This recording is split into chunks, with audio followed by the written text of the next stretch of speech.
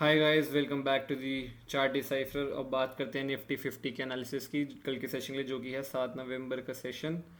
और वही same bank Nifty वाली चीज़ निफ्टी में भी बता रहा हूँ। गैप अप खुल रहा है, जाया जा रहा है ऊपर। निफ्टी में सेम ही आप देख सकते हो। निफ्टी की जो मैंने आपको बताई थी एक रेजिस्टेंस रहेगी, ये वाली जो हमने जोन ब्रेक किया था इस जगह, यही रेजिस्टेंस हमारी रहेगी, जो कि लेवल था 19,260। उसके मैंने यही कहा था 19,230 कल मैंने बताया था। इसके ऊपर का क्लोजिंग करते हुए पोजिशनल बेसिस पे आप देख सकते हो ऊपर के लिए। और टारगेट उसमें मैंने आपको ये बताया था, पहले 19,400 जाएगा और उसके बाद 19,500 जाएगा।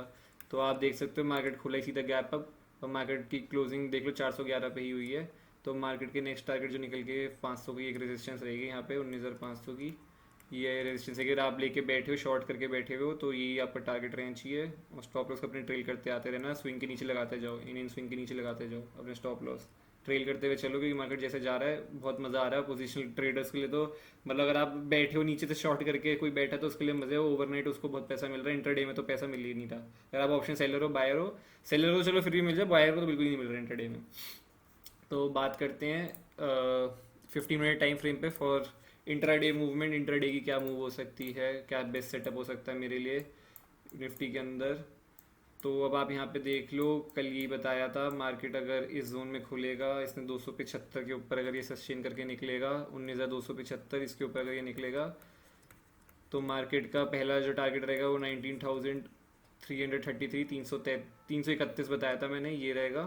और फिर उसके बाद आगे इसके ऊपर मैंने बताया था, अगर ये 19,350 को अगर ये ब्रेक करके निकल जाए, सस्टेन कर ले और इसके ऊपर ट्रेड करे, तो ये 19,400 तक जा सकता है टेस्ट करने के लिए। ठीक है, ये मैंने बताया था आपको। तो अब देख लो निफ्टी में क्या हुआ है। मार्केट सीधा खुला यहीं पे 331 के ऊपर ही खुला मार्केट। और मार्केट नीचे गया पूरा खुलते, और फिर आप देखोगे यहाँ पे क्लोजिंग 331 के ऊपर आके क्लोजिंग करी, इसने रिजेक्शन लेके ऊपर क्लोजिंग ऊपर उधर ही करी। फिर मार्केट ने फिर काफ़ी बार ट्राई किया यहाँ पे नीचे जाने का, बट फिर मार्केट फाइनली यहाँ से ऊपर निकला।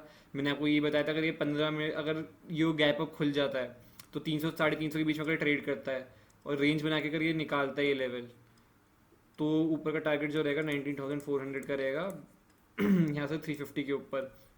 बट एक बात ज़रूर ध्यान रखना, फिर 5 मिनट टाइम फ्रेम ज़रूर देखा करो। अब इसमें 5 मिनट टाइम फ्रेम में आपको यहाँ पे तो दिख रहा है कि मार्केट ने ब्रेक कर दिया 350, आपने ट्रेड ले लिया इस जगह पे, और अगली कैंडल में ब्रेकआउट फेल होकर नीचे आ गया मार्केट पूरा वापस इस जगह पे, और यहीं से वापस उड़ के फिर इधर ही रुक गया, यहीं से सपोर्ट ले लिया, और फिर धीरे धीरे धीरे धीरे धीरे धीरे प्राइस एक्शन आते हुए ऊपर चला गया फाइनली क्लोजिंग पे।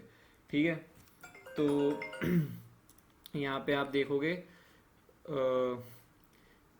तो 350 जैसे ब्रेक किया, तो 5 मिनट टाइम फ्रेम पे देखना, उसमें बहुत सारी 6 कैंडल 350 पे जाके, मतलब ऐसे 6 5 6 कैंडल नीचे से बनती हुई आई थी ग्रीन कैंडल, और फिर उसने 350 ब्रेक किया। और बैंक निफ्टी उस टाइम पे ऑपोजिट चल रहा था, तो हमेशा दूसरी इंडेक्स को देखा करो।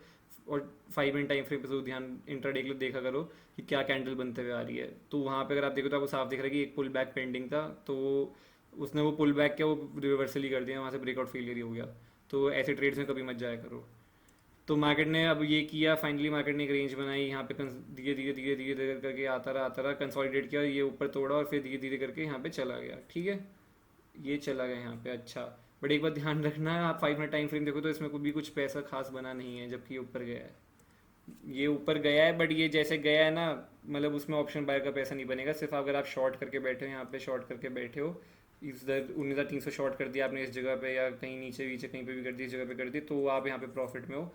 Option as an option buyer आप इतना प्रॉफिट में नहीं आओगे इस रेंज में, वो आपको शॉर्टर टाइम फ्रेम फिर 5 मिनट पे दिखाई देगा।